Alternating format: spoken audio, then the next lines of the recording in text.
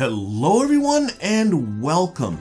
2 episodes ago we sent the Jool 1 on its way to Jool, and last episode we actually spent some time in Jool's SOI taking a very close look at how the science lab works.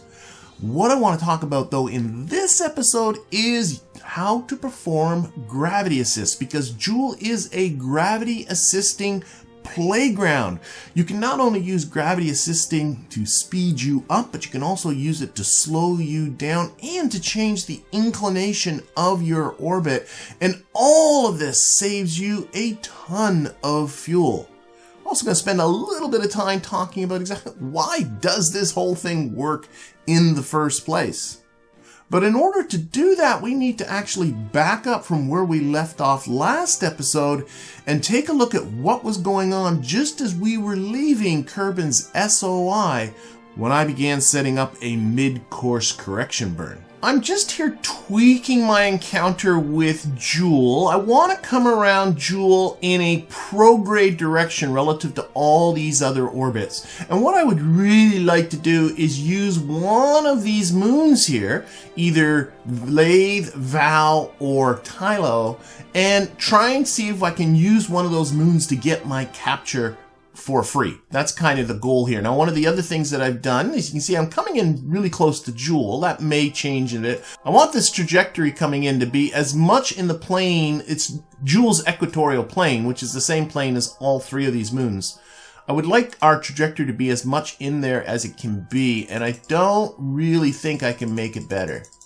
No, tweaking this back and forth just makes it worse. So I'm just gonna leave it the way it is. All right. So let's take a look at one of these moves. Let's start from the inside out. Let's start with Lathe. We're gonna pick Lathe here, and we're gonna set this as a target. Okay. So here we are. We're coming around Lathe like this. You can see our close encounter indicators. And then what I want to do is again get back on the maneuver. Turn the scale of it way down because it's not going to take much of a tweak to change this, and start sweeping this trajectory back and forth to see if I can get myself a Lathe encounter. So I'm just going to do a little bit of retrograde. I don't want to go prograde because that means actually probably crashing in. And saw something. Oh, I might have been intersecting something else, but you can see the close encounter indicators getting closer and closer here. We'll look at the other moons as well. Oh, I'm already starting to get one there. That's working out pretty good. Let's focus our view on Lathe and see if we can not tweak this a little bit better. So here we are. We're coming in. Let's, again, we'll go back to the maneuver. I love the fact that you don't have to go over here and click on the maneuver. That you can actually select the maneuvers from down here. I think retrograde was bringing this closer. Okay, we're just going to really tweak this. Tiny, tiny, tiny changes. Chances of me burning as precisely as this are pretty slim, but that's okay. Now if I'm coming in south of Lathe's equator, or north of it for that matter, I'm going to end up putting myself into a pretty highly inclined orbit. I don't want to do that. So I'm going to put in a little bit of normal correction here and bring that periapsis up. So the periapsis is, close to being along Lathe's equator like that. Okay, so one thing we got to ask ourselves is, what I want is a capture. So what I want to do is use the moon to slow myself down.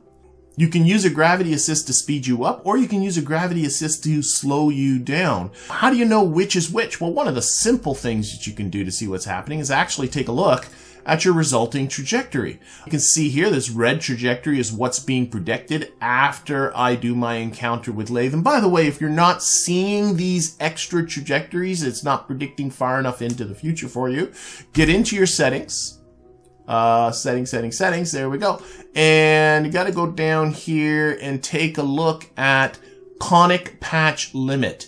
And if you're not seeing enough predictions ahead of time, you need to up that up. So the higher you make this number, the more conics it's going to add on to it. I got the maximum at 4, and by a conic, that just means each of these colored paths. So for instance, I'll just explain what a conic is. Let's resume the flight here. So for instance, there's this dotted path here. That's one conic that's being predicted. Then once we enter into Jool's SOI, it's predicting a new path. So that's Conic number 2. And then we encounter lathe here, and there's Conic number 3. And then when we exit lathe, this is now Conic number 4. So if I go back into the that's the red one's number 4. So if I go back into the settings and go back down here to this Conic thing, where was it here? There we are, Conic patch limit. If I turn that down to 3 and hit apply, well, I thought I would be, let's accept, resume. Yeah, there we go. I had to get out of here. See how I lose that path. So it's very easy to get it back, obviously. Go back into settings and put it back up to 4. And if things are getting even more complicated, you know, you might have to put it up to 5 or 6. But 4 is obviously working for me right now. So right now we can see lathe is actually slowing us down. I don't need to get into the whole mechanic. You don't have to understand the mechanics of why that's happening. You can just see that that is happening. And the closer we get to lathe, actually let's select that periapsis so we can keep seeing it. That's right-clicking on there. And again, we'll go to our maneuver and we'll just give ourselves a little bit more retrograde. The closer I get to lathe, I can see another encounter coming. That's interesting. You can get, now I'm getting excited. Hey, you know what? Let's not get distracted. I was about to push up the Conic limit to see what's going on after this, but let's not. Let's stay on topic here. The closer I get to lathe, the more of a slowdown I get, and the more, you know, the lower the orbit of our capture. Now be a little careful. You can see here that my periapsis is actually entering into Jool. I definitely don't want to be doing that. But I can see right now that we are on the slowing down side of lathe. And obviously if I went to the other side, I would be on the speeding up side of lathe. Now, there is a way to tell that this is going to happen before you get into actually looking at your next trajectory. Okay, lathe is moving in its orbit. It's moving in the orbit here from left to right. So, as you come around lathe, of course, your trajectory is going to be bent. We are entering lathe over here, and we are exiting lathe's SOI, that is, over here.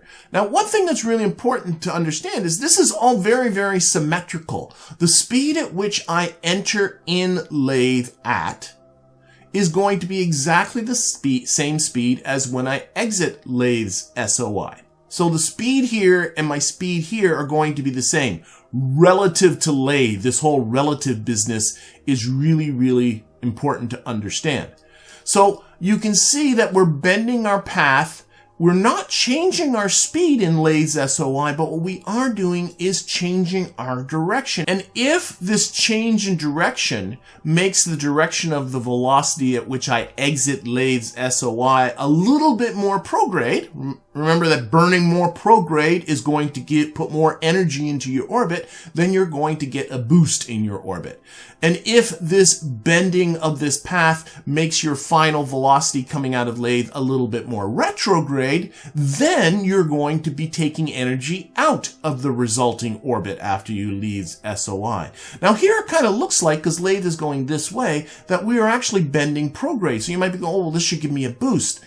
But we got to be careful, because this is where lathe is right now. This is not where lathe is going to be when we encounter it. Lathe is we're going to be out here some way. Now, if you're really good at your kind of dimensional reasoning, you might be able to figure this out, that this is actually bending it more retrograde.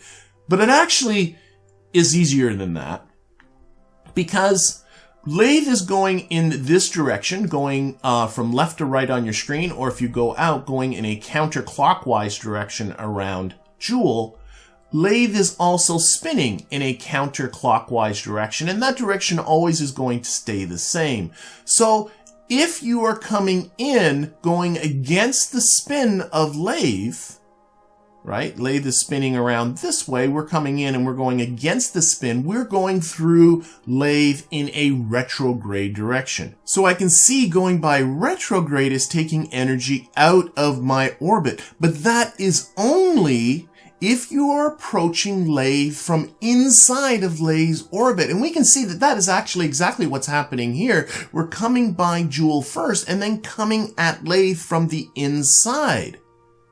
If we're coming at lathe from the outside of its orbit, then it would be the other way around. To get a slowdown, I would have to go around lathe in a prograde direction. And of course, all of this is vice versa if I want to get an energy boost to my orbit. And this is all getting really, really confusing. So really, again, all you really have to do is punch up the number of conics that are being displayed and take a look at what happens. And I can see here, I'm getting myself a nice little slowdown, a capture for free, and notice that all I'm doing is tweaking this 10, 11 meter per second burn way out here, right? I'm going to get my capture around Jool for free. Now, what I'm interested in doing is, can I do better than that? Can I get a nicer capture? I mean, this ain't bad. I kind of like that. That's all right. The resulting orbit's a little too inclined, but we can fix that by playing around with the normal component of this correction burn. I'm looking at my red trajectory, and as I play around with this, I can see I'm bringing it down further, and I keep getting that Tylo encounter, which I really... Oh, look at that. Look at that. So, by moving my periapsis up a little bit on my lathe encounter, I brought my red trajectory, that's this one, closer to being in the plane of Jool's equator.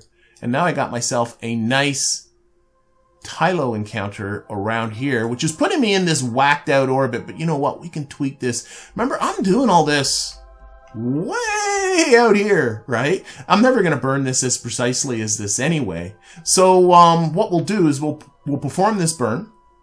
And then what we'll do is we will get ourselves into Jool's SOI, and then we'll tweak it even more. We'll see what kind of fun that we can have. Now, and there might have been a better encounter. You got to be kind of opportunistic with this kind of thing, right? Kind of see what's working, what's not working. If lathe didn't work for me, I would have worked out to Val, or I would have played with Tylo as well.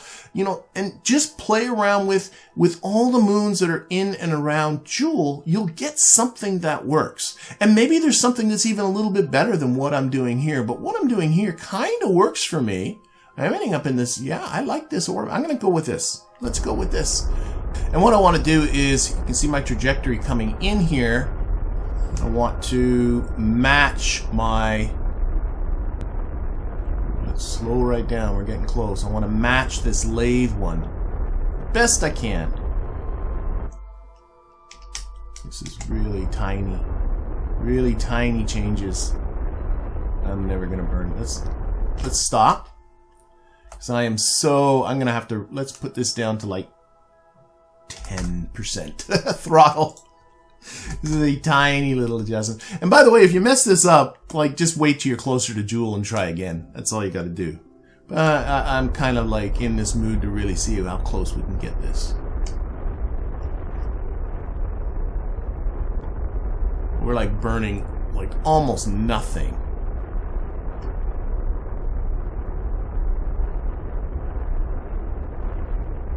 Slow right down. Here it comes. Oh my goodness. Oh my goodness, look at that. Look at that. I am so excited.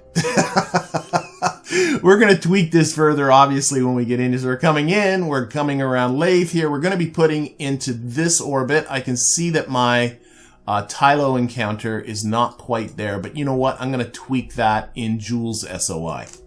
Oh, whoa. We got a bonus. Lathe encounter again. Oh, I could do that too. Let's keep playing though. Really, maybe it's a little more retrograde. Ah, that's what I'm looking for. There we go. Lots of options is what to play with here. Okay, so we're coming in on Tylo here. One thing you always want to do when it gets really complicated like this is make sure, pay attention to the order in which things are happening, because it's really hard when you just scroll out. Am I hitting this first? Am I hitting that first, right? And you can tell by the day. You can see here I'm hitting this in 54 days and 4 hours. I will be hitting here in 73 days and 1 hour, which is obviously later. And then I'll be exiting 73 days in 3 hours. So we're coming in this direction. So it is all happening in one go. We're going this orbit, and then we're coming around and hitting that. Okay, so what I'd like to do is get my resulting trajectory, which is now this blue one.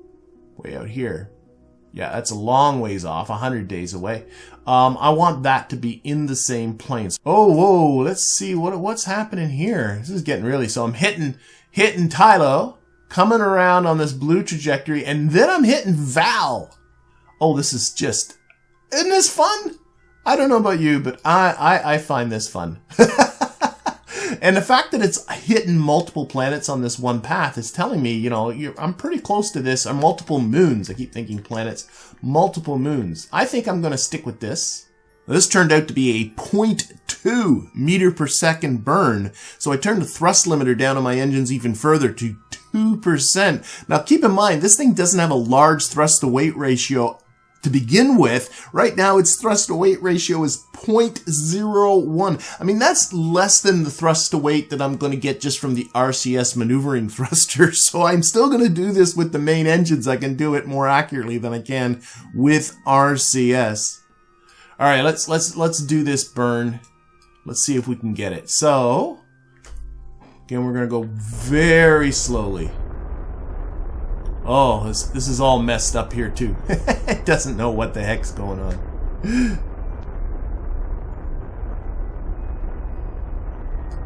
Very slowly. We're pushing out this? We must be. No, this is a different... Oh my gosh. No, we're affecting right here. Oh my god, it's such a tiny... I think I'm just going to do this until it says 0. To the bars at the bottom, and then just see what I got. Oh! Wasn't expecting it to work that well, but there it is. Look at that.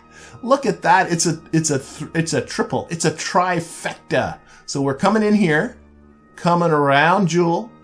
We are then going to be encountering Lathe. Lathe is actually doing most of the work here. Going to bend our trajectory, spin us out. Coming out to here, then we're coming into here, we're going to hit Tylo, and then we're coming around here, and we're going to hit Val. So we're hitting 3 moons. Yes. No, we're doing great. We're getting all of the inner moons. And this brings us finally to where we ended our last video at during our approach to Jool. So we swung around Jool and we're coming in towards Lathe for our first gravity assist. And actually, as we close in here on Lathe, let's take a closer look at what's going on. We focus our view on Lathe here. Now you can see how, now that Lathe is in pretty darn close to the position in which we're going to encounter it at, you can see how this trajectory is burning it. You know, Lathe is going in this direction from right to left on your screen, and we're bending it a little bit more retrograde, so that's why this is slowing us down. We're also a little bit off of the equator, that's why it's affecting our inclination as well. And so we then buzzed by Lathe, and once I was out of Lathe's SOI, I once again set up another tiny little correction burn. And the goals of all of these burns is just to try and bring down my resulting orbit around Jool. I want to keep making that orbit smaller and smaller, with lower and lower apoapsis. I'm also at the same time trying to bring down the inclination of that orbit, trying to do as much as I can with these gravity assists with spending a minimum amount of fuel. And some people don't find this really fun. I'm not one of them. I find this a lot of fun. Just fiddling with these orbits. Take a look at our situation here. Okay, this is good. What happens if I do some RCS here? Let's just a little puff. Okay, cool. We'll just finish this with RCS. There we are. Buzzing over at 20 kilometers. I like it. Okay, and then we'll do that, and we'll turn that off, and let's see what we got happening here. So again, just to kind of reiterate what's happening, we are going into this blue orbit. We're slowing ourselves down. This is all right. We're going into this blue orbit, swinging around, hitting Tylo. Tylo's going to give us a little bit of a nudge, putting us into this purple trajectory. And then we're going in, and really, it's Val that's really going to be doing a lion's share of the work, getting us into a pretty darn close equatorial orbit. Looking at that pair, ooh, look at how close we are coming to Jool. You gotta be a little careful. Jool's atmosphere stretches out 200 kilometers. So you don't want, and dipping into Jool's atmosphere is a ride. So you don't want to, you gotta be conscious of that one. All right, but otherwise, I think this is looking pretty good. And of course, I could also be using these techniques to get myself out to pole or to get myself out to bop. They're a little bit trickier because those targets are in higher and in inclined orbits, but it's all the sort of same ideas as what you're seeing here.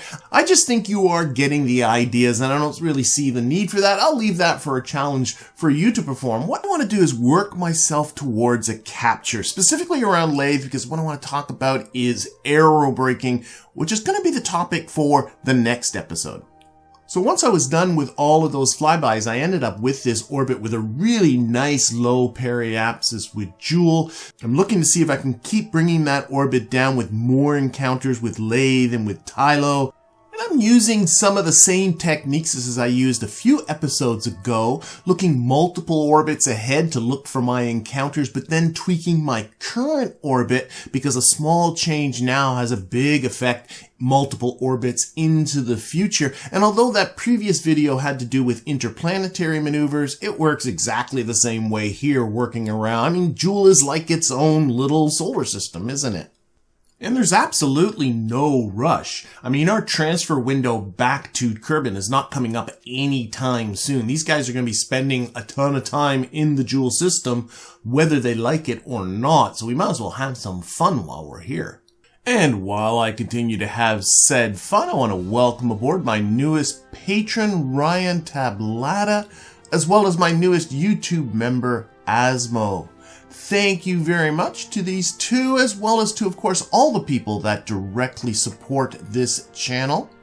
And if that is not your thing, don't forget you can also just subscribe or like or comment, do those things that feed that amorphous algorithm and get videos like this one seen by more and more people. And as for this crew, we did one more distant Tylo pass before I just capitulated and did a 25 meter per second normal burn just to flat out zero out my inclination, which left me in this orbit with a periapsis just slightly above the clouds of Jool. And I should mention that all of the burns you've seen in this episode combined is just 116 meters per second, but I'm not done with the fuel savings yet. The next step of this is orchestrating another lathe encounter and going for the capture. But before doing that, I want to bring the apoapsis of this orbit down even further. And for that, I'm going to be doing some aerobraking around Jool, followed by an aero capture around lathe. And then we got to think about getting these folks back home. But all of that is going to be for the next episode. So I'm going to thank you for watching and hope to see you then.